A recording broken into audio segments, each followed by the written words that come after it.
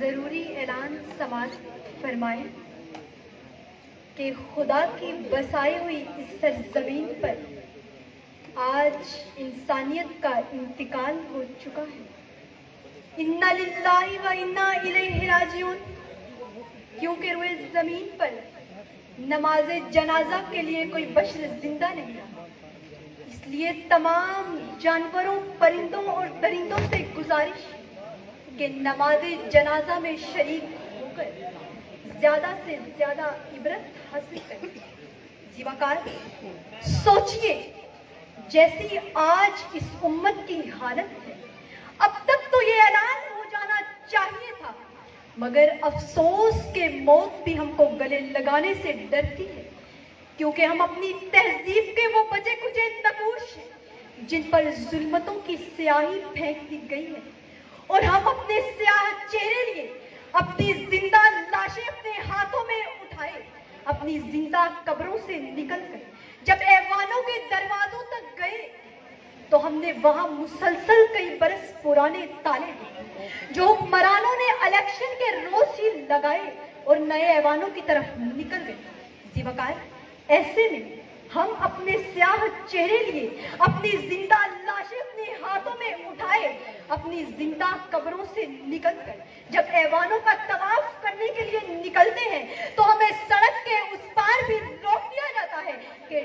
صدر علی وقار ٹھہریے کہ فلاں بن فلاں کی گاڑی گزر رہی ہے۔ تو علی وقار ایسے میں تو یہ اعلان ہو جانا چاہیے کہ خدا کی بسائی ہوئی اس سرزمین پر آج انسانیت کا انتقال ہو چکا ہے۔ انا للہ و انا الیہ راجعون۔ زیوکار ارض مقدس کی بے بسی اور عالم اسلام کے غیر مند پاسبانوں کی بحثی دیکھ کر میرے دل سے اٹھنے والی آواز اس آسمان عالم کو چیر دینا چاہتی ہے کہ شاید کوئی چارہ ہو جائے، مگر یہاں تو اٹھنے والی آواز کو دبا دیا جاتا ہے،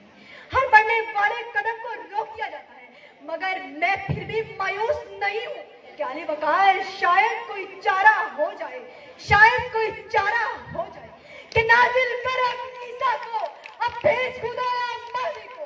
دیکھ دجال آزاد ہوئے، دیکھ دجال آزاد ہوئے اور پھولوں کے کیا حال۔ زیوکار پاؤں میں لگی بیڑیوں کی چھنکار، گدھوں کی طرح ہانپتی انسانیت کی آواز، ظلم و جبر کی چکی میں پستی عالمی انسانیت کی آواز میرے کلیجے کو ٹکڑے ٹکڑے کر دیتی ہے صدر علی وقار،